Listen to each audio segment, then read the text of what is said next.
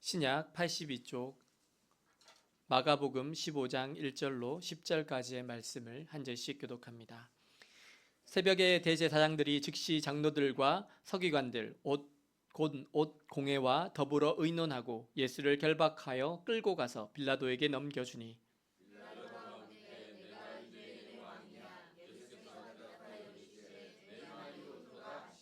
대제사장들이 여러 가지로 고발하는지라.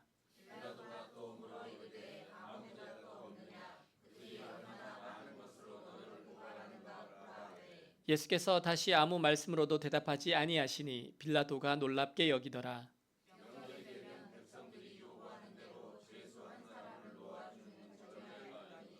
밀란을 꾸미고 그 밀란 중에 살인하고 체포된 자 중에 바라바라 하는 자가 있는지라.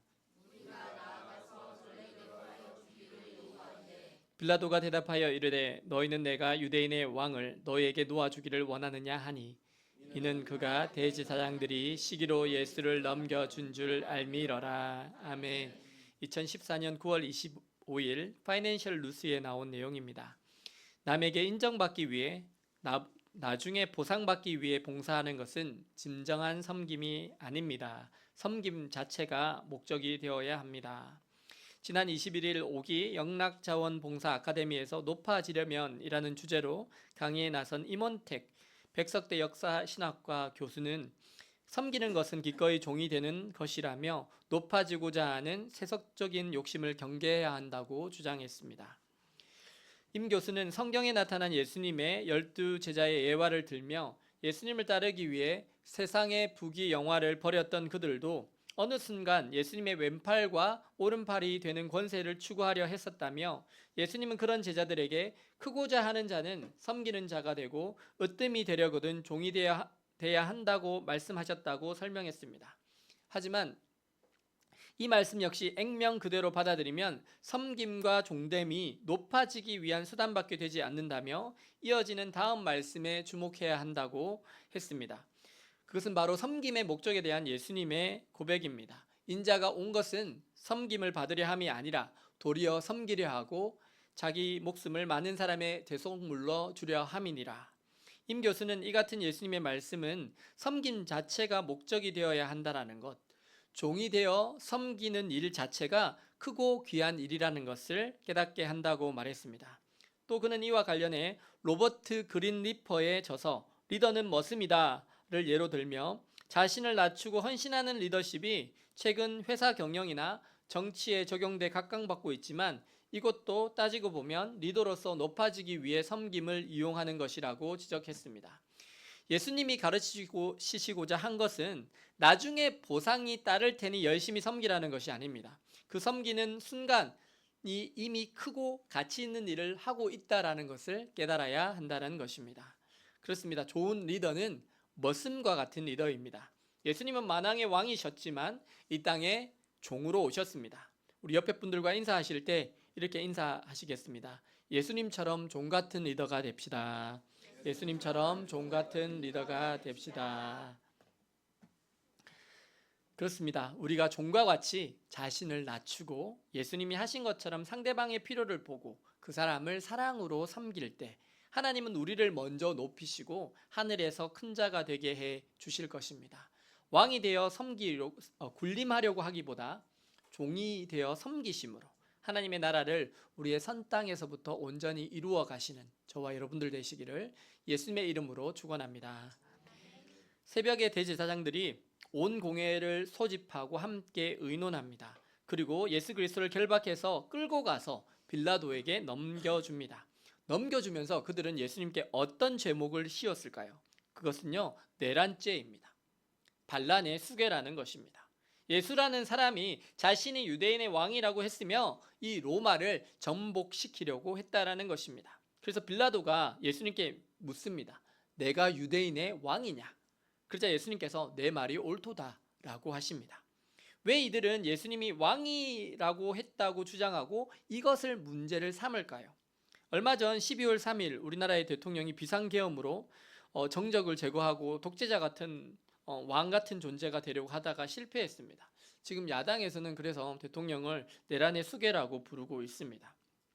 윤석열 대통령은 국회를 해산시키고 그리고 모든 권력을 독점하려고 했던 것 같습니다. 그래서 어제 두 번째 다시 탄핵 표결이 있었고 현재는 직무정지에 들어갔으며 헌법재판소의 결과를 기다리고 있는 중입니다. 사람은 조급하면 무리수를 둡니다. 그리고 그렇게 마음이 두렵고 불안한 상태에서 뭔가 서둘러서 뭔가를 하잖아요. 그러면 꼭 낭패를 봅니다. 꼭 윤석열 대통령이 아니더라도 사람들은요 다 높아지고 싶어 합니다. 성공하고 싶어 합니다. 많은 것을 소유하고 싶어 합니다. 권력을 가지면 어떨까요? 더 가지고 싶습니다. 그것이 사람들의 특성입니다.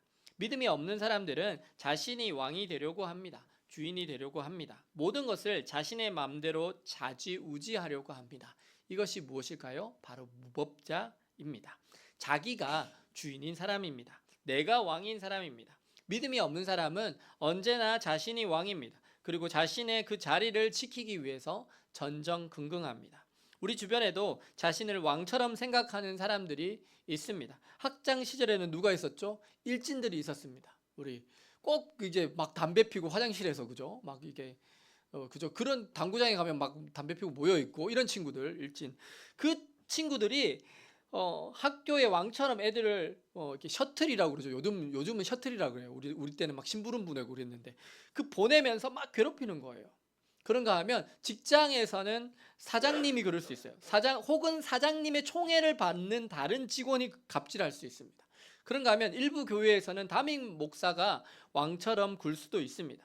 우리가 살아가는 세상에는 하늘 높은 줄 모르는 사람들이 있습니다. 그리고 그들은 모든 것을 다 가지려고 합니다.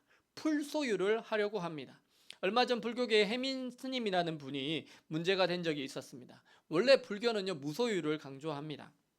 근데 그렇게 강조하면서 그 스님이 너무 호화롭고 사치스러운 생활을 해서 질타를 받은 적이 있습니다. 사람들은 모두 높아지려고 합니다. 되도록 많은 것을 소유하려고 합니다. 돈을 소유하고 높은 지위를 소유하고 힘을 소유하려고 합니다. 하지만 예수님은 그렇게 하신 적이 있으십니까? 없으십니다. 예수님은 정치적인 분이셨습니까? 아니셨습니다. 정치에 오히려 무관심하신 분이셨습니다. 예수님께서는 오히려 철저하게 종교적인 일에만 관심을 두셨습니다. 사람들에게 율법의 말씀을 가르치셨습니다. 장님의 눈을 뜨게 하셨습니다. 귀신 들린 자를 자유케 하셨습니다. 죽어가는 사람들을 살리셨습니다. 그런데 왜 대제사장들은 예수님을 이렇게 미워할까요? 왜 그렇게 죽이지 못해서 안달일까요? 오늘 본문에서 그 이유가 나와 있습니다. 맨 마지막 절에 나와 있죠. 그 이유는요, 시기 때문입니다. 그 시기하는 것은 무엇입니까? 사전적 의미로 시기라는 것은 남이 잘 되는 것을 셈하여 미워하는 것을 말씀합니다. 그러면 예수님의 무엇이 잘 되었을까요? 그것은 대중들에게 마음속에 예수님이 자리 잡은 것을 말씀합니다. 사람들은 예수님을 좋아했습니다. 예수님은 가난한 자, 포로된 자, 눈먼 자, 눌린 자, 나그네와 고아와 객과 과부를 돌아보시는 분이셨습니다. 그들을 사랑하셨습니다. 그리고 그들의 친구가 되셨습니다. 오병이어로 사람들을 먹이기도 하셨습니다. 그래서 예수님께서 가시는 곳이면 구름대 같은 많은 사람들이 예수님을 따라다녔습니다. 사람들은 예수님을 왕으로 세우려고도 했습니다. 그런데 왜 대제사장이 이것을 시기할까요? 지금 유대인들에게 왕이 있습니까?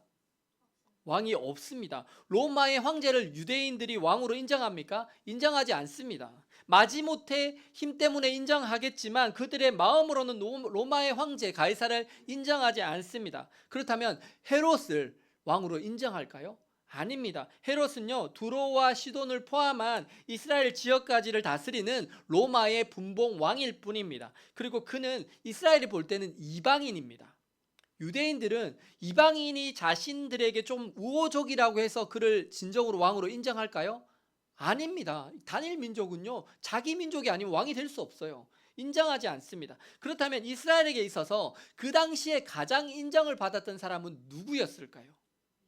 예수님께서 오시기 전에 이스라엘 백성들에게 가장 인정을 받고 인기를 누리고 있었던 사람은 대제사장이었어요. 여러분, 예수님이 오시기 전에 사가랴를 좋아했던, 대제사장 사가랴를 좋아했던 백성들 아시죠? 제사장을 좋아하고 있었어요.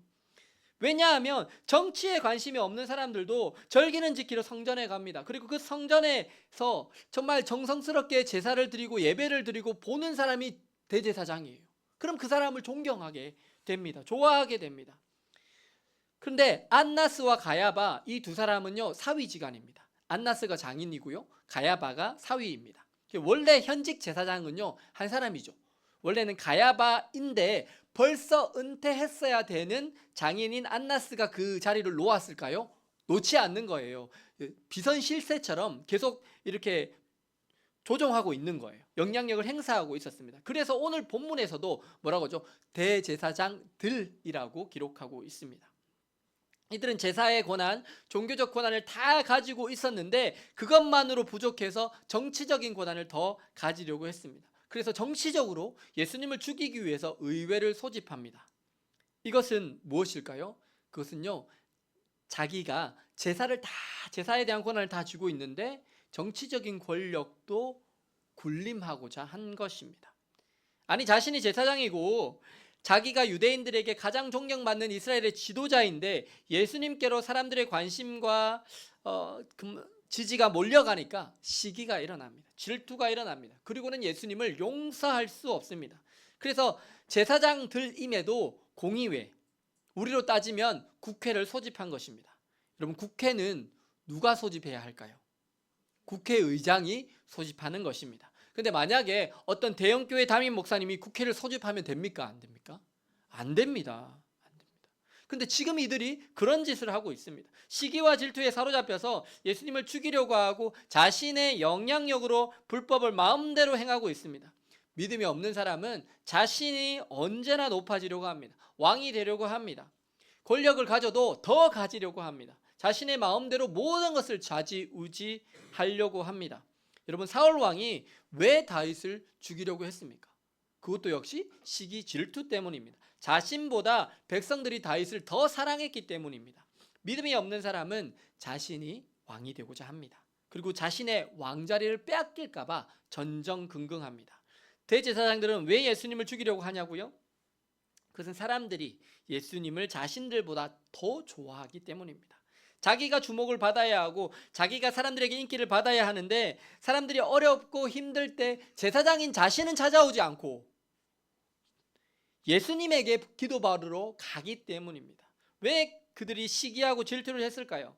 그것은 자신이 유대에서 가장 영향력 있는 사람이고 힘이 있고 왕과 같은 제사장인데 저기 시골 갈릴리 나사렛이라는 동네 출신의 일자 모식의 목수를 보고 사람들이 선지자이며 유대인의 왕이라고 하니까 참을 수가 없는 것입니다.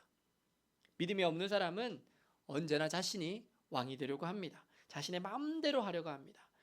이스라엘은 사사시대 이후로 제사와 정치가 통합된 사회입니까? 아니면 분리된 사회일까요? 분리된 사회입니다. 그렇다면 제사장이 공의회를 소집할 수 있을까요? 소집할 수 없습니다. 원래는 안 되는 것입니다. 그런데 왜 우리나라 대통령이 지금 힘든 시간을 겪고 있습니까? 행정부의 수반인 대통령이 사법부인 감찰을 하수인같이 부리는 것도 모자라서 국회까지 해산하려고 했기 때문입니다. 우리나라는 삼권 분립이 되어 있는 나라입니다. 뭐죠? 행정부, 사법부, 입법부 이렇게 삼권 분립이 되어 있는 나라인데 검찰총장 출신이니까 사법부를 쥐락펴락한 거죠. 근데 이제 어디까지 하려고 했다고요? 입법부까지 다 먹어버리려고 한 거예요. 정말 왕이 되려고 했기 때문입니다. 믿음이 없는 사람은 자신이 왕이 되려고 합니다. 전도를 해보면 어떤 사람들은 자신이 하나님을 안 믿는다고 얘기합니다. 그러면 제가 혹시 뭘 믿으세요? 이렇게 말씀을 드려보면 자기 자신을 믿는다고 그럽니다. 참 어리석은 분들입니다.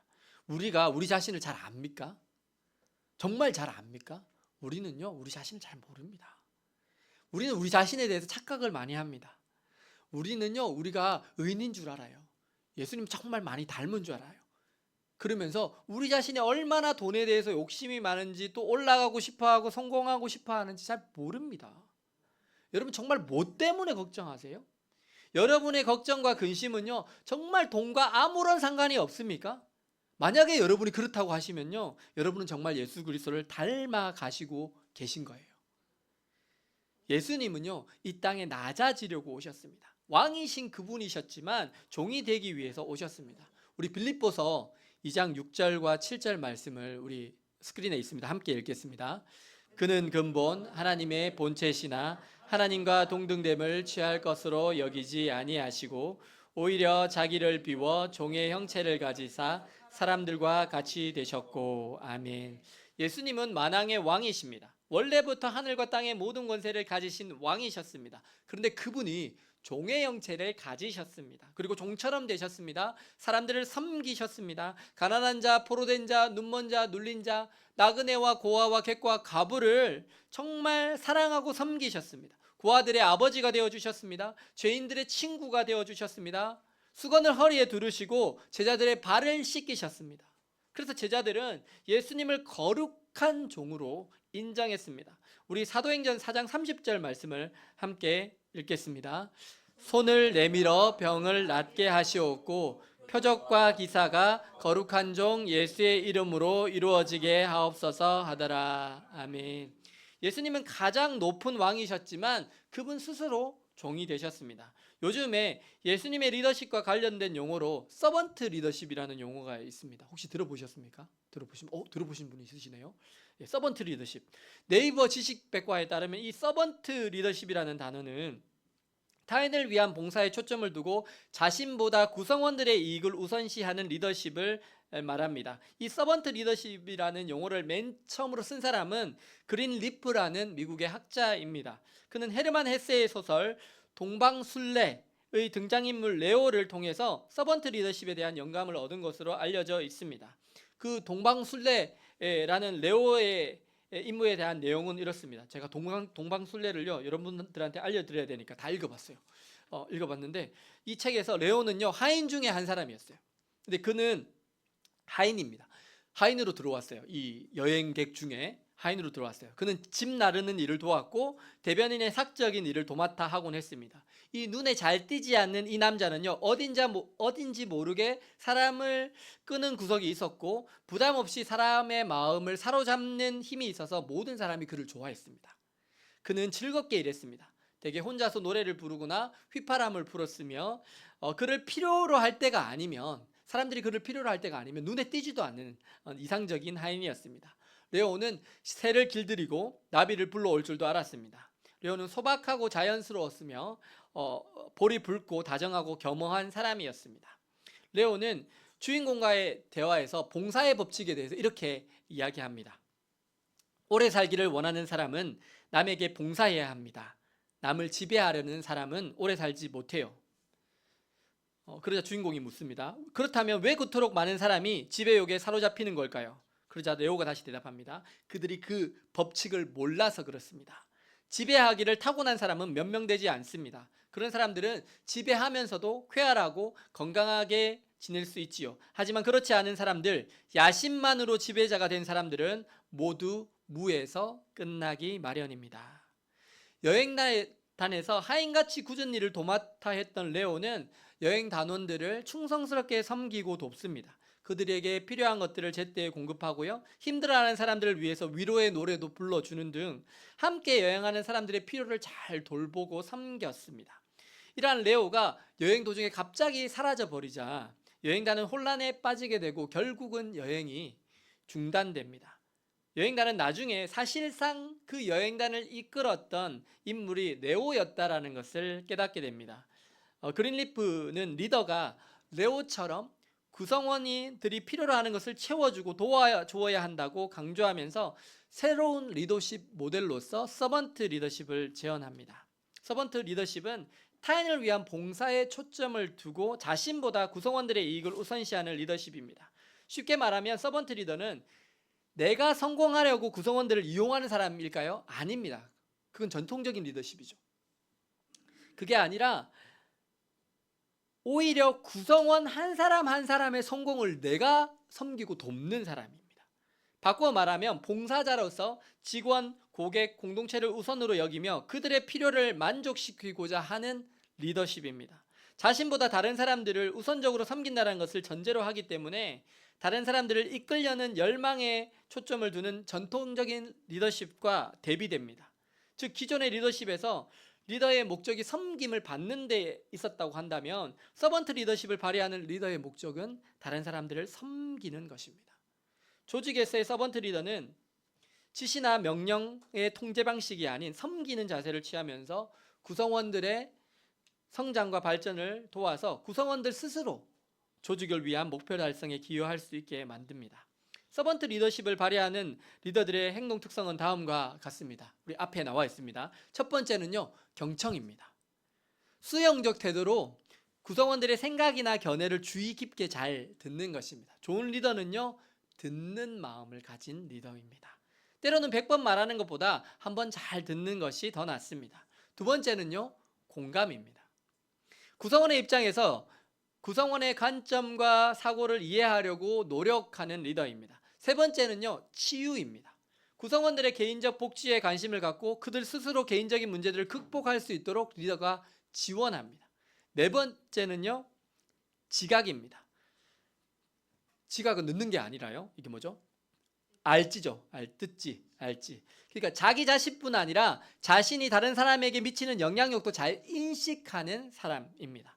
다섯 번째는요, 설득입니다. 부드럽고 무비판적인 대화를 통해서 변화를 유도합니다. 그리고 여섯 번째는요, 개념화입니다. 서번트 리더는 비전을 잘 제시하고 비전을 목표와 연결시켜서 방향을 잘 설정해 줍니다. 일곱 번째는요, 선견지명입니다. 과거와 현재의 일을 바탕으로 미래 발생할 일을 예측합니다. 여덟 번째는요, 청지기 정신입니다. 서번트 리더는 자신에게 맡겨진 역할에 대해서 철저하게 책임을 집니다. 아홉 번째는 성장에 대한 헌신입니다. 서번트 리더는 구성원들이 지니고 있는 각자의 잠재력을 발휘하고 성장할 수 있게 해줍니다. 열 번째, 공동체 구축입니다. 서번트 리더는 구성원들이 공동체를 통해서 일체감을 느낄 수 있도록 협력을 장려합니다. 저는 서번트 리더십에 대해서 정리하면서 너무 놀랐어요. 왜냐하면 예수님은요, 이 서번트 리더로서 너무나 잘 들어맞는 가장 이상적인 모델이시기 때문입니다. 예수님은 먼저 어떤 분이셨죠? 경청하는 분이셨어요. 언제나 하나님의 음성을 듣기 위해서 기도하셨어요. 그런가 하면 다른 사람들의 필요를 들으셨어요. 그리고 예수님은요, 그 사람들의 아픔에 공감하셨습니다. 그리고 그 사람들을 치유하여 주셨습니다. 병자를 고치셨습니다. 귀신 들린 자를 자유케 하셨습니다. 예수님은 자신뿐 아니라 자신이 다른 사람에게 미치는 영향력도 잘 인식하셨습니다. 그리고 예수님은 설득하셨습니다. 그분은 부드럽고 무비판적인 대화를 통해서 수많은 죄인들을 의의 길로 변화되도록 이끄셨습니다. 그리고 예수님은 승천하시면서 비전을 제자들에게 주셨습니다. 그리고 정확하게 영혼 구원에서 제자 삼으라는 방향을 설정해 주셨습니다. 예수님은 언제나 앞으로 일어날 일을 미리 예측하셨습니다. 그리고 예수님은 청지기로서 자신에게 맡겨진 그 십자가의 사명을 끝까지 책임지셨습니다. 그리고 예수님은 제자들이 잠재력을 발휘하고 성장할 수 있도록 훈련시키시고 위임하시고 성장할 수 있도록 중보하시면서 지원하셨습니다. 그리고 예수님은 하늘로 올라가시면서 이 땅에 뭘 남기셨죠? 제자 공동체. 마가의 다락방 공동체를 남기시고 그들이 서로 성령으로 하나 되어 나아가도록 장려하셨습니다. 사랑하는 여러분, 여러분은 좋은 리더가 되시고 싶으십니까? 그러면 예수님을 따라가시면 됩니다. 예수님의 제자들은 자기 자신을 예수 그리스도의 종이라고 표현했습니다. 왜 여호와의 종이 아니라 하나님의 종이 아니라 예수 그리스도의 종이라고 표현했을까요? 우리가 잘 아는 사도 바울도 자신의 신분을 늘 종됨으로 표현했습니다. 빌립보서 1장 1절 말씀 우리 화면에 있습니다. 함께 읽겠습니다. 그리스도 예수의 종 바울과 디모데는 그리스도 예수 안에서 빌립보에 사는 모든 성도와 또한 감독들과 집사들에게 편지하노니. 아멘. 그리고 고린도후서에서 바울은 우리가 전해야 하는 메시지, 예수께서 주 되심과 우리가 종 되는 것이라고 말씀합니다. 고린도후서 4장 5절 말씀입니다. 함께 읽겠습니다. 우리는 우리를 전파하는 것이 아니라 오직 그리스도 예수의 주 되신 것과 또 예수를 위하여 우리가 너희의 종된 것을 전파함이라. 아멘. 그래서 뭘 전파한다고요? 예수 그리스도의 주인 되심. 우리에게 예수 그리스도께서 주인 되셨다. 우리의 왕이 예수님이시다. 이것과 우리가 예수를 위해서 너희의 종이 된다라는 걸 전한다라는 것입니다. 사랑하는 여러분, 여러분의 왕은 누구입니까? 여러분은 누구의 말을 들으시고 누구의 생각을 따르시고 계십니까? 여러분에게 가장 많은 영향력을 끼치는 사람은 누구입니까? 우리의 왕은 예수 그리스도이신 줄 믿습니다. 우리는 그분의 말을 듣고 그분의 생각을 따라가야 합니다. 물론 우리의 죄성이 그것을 방해할 때도 있습니다. 하지만 우리는 기도하면서 하나님께서 주신 그 마음을 더 많이 따라가려고 몸부림쳐야 합니다. 물론 하나님의 뜻을 잘못 분별할 때도 있습니다. 그것은 우리의 마음 가운데 욕심이 들어올 때 우리는 잘못 분별할 수도 있습니다. 정말 우리에게 주님은 왕이 되셨습니까? 그분이 주인이 되셨습니까? 저는 지난 3년 동안 나름 교회를 개척했으니까 열심히 전도를 한 것 같습니다. 물론 아직 이르긴 하지만 우리가 칼갈이 전도도 하고 열심히 전도를 했는데, 물론 오셨어요. 이경희 집사님도 오시고 오동호 성도님도 오시고 또 다른 분도 오시고 이렇게 해서 오셨는데, 그래도 저는 제가 엄청 열심히 했는데 하는 거에 비해서 상가를 수십 번 갔거든요. 여기 있는 상가를 진짜 수십 번씩 갔어요, 다. 근데 별로 이렇게 안 오는 것 같아서 너무 마음에 안 좋았어요. 그리고 하나님 이렇게 전도를 하는데 왜 이렇게 전도가 안 되나 하는 생각으로, 그럼 조금 하나님한테 살짝 상처받은 느낌으로 개척교회 후속 모임을 갔어요. 그리고 컨퍼런스도 갔어요. 그러면서 제가 깨닫게 된 게 있는데, 내가 너무 우리 교회만 보고 있구나. 그러면서 하나님께서 성령 충만하라는 말씀을 두시고, 그러면서 아들아 이제 이 사역 말고 내가 너한테 얘기하는 거 한번 일 좀 해볼래? 이런 마음을 주시는 거예요. 그래서 제가 예? 그 무슨 일이죠? 제가 이때까지 하고 있는 거 아니었어요? 그렇게 물었더니 내가 앞으로 나한테 한 영혼을 보여줄 텐데 그 영혼 네가 잘 섬겨봐, 이런 마음을 주시는 거예요. 그래서 제가 잘 돌보겠습니다 주님, 기쁜 마음으로 얼마든지 돌보겠습니다 라고 했어요. 근데 보여주시는 친구가요 38살짜리 친구인데 이렇게 정신지체도 있고 신체 장애도 있어요. 그래서 되게 힘든 친구였어요. 그래서 지금 제가 8번 정도 만나고 있거든요. 그 친구가 서울에 살아요. 서울에 사니까, 서울에 사는데 정신지체도 있고 신체 장애도 있으니까 우리 교회는 절대 올 수 없겠죠. 그러니까 이제 그 친구를 가서 만나고 있어요. 8번 정도 만났는데 가는데 평균 2시간, 오는데 평균 2시간. 제가 월요일마다 가는데 그럼 그 월요일이 거의 다 날아가요, 대부분. 그래서 가고 있거든요. 근데 8번째 만났는데 그 친구가 지난주에 저한테 짜장면을 사줬어요. 자기 번 돈으로. 요즘에 장애인들도 취직을 하거든요. 그게 너무 기분이 좋더라고요. 나를 인정해 준 거잖아. 어쨌든 그래서 짜장면을 자기 돈으로 사줬어요. 그래서 엄마가 놀랐어. 이게 절대 돈 안 쓴대요, 자기한테는. 근데 어쨌든 저한테 사줬다고, 이거 되게 놀라운 거라고 이렇게 얘기하시더라고요. 제가 그러고는 잘 먹고 왔다고 얘기하고 또 얘기를 잘 나누고 나오는데, 그 어머니께서 말씀하셨어요. 아들이 너무 좋아졌다고, 다 목사님 덕분이라고, 많이 달라졌다고. 어릴 적 상처로 인해서 엄마에 대한 분노가 많았고, 그래서 엄마한테 욕을 하는 경우도 있었고 막 엄마를 때리는 경우들도 있었는데, 지금은 정말 엄마를 많이 걱정하는 아들이 됐다고, 다 목사님 덕분이라고 이렇게 얘기를 하시더라고요. 그래서 제가 한 거 아무것도 없다고, 그냥 하나님 마음 주셔서 그냥 시킨 대로 내가 들어준 것밖에 없다고 그렇게 얘기를 했거든요. 사실 제가 한 게 없어요. 왜냐하면 가면서 저 기도하면서 가거든요. 왜냐하면 얘의 말을 잘 못 알아들을까 봐, 혹시 그런 또 실수를 할까 봐. 그래서 제가 항상 가면서 한 건, 네 친구를 만날 때 이 아이의 있는 마음을 그대로 사랑하고 수용할 수 있게 해달라고, 그냥 그것만 기도하고 갔어요.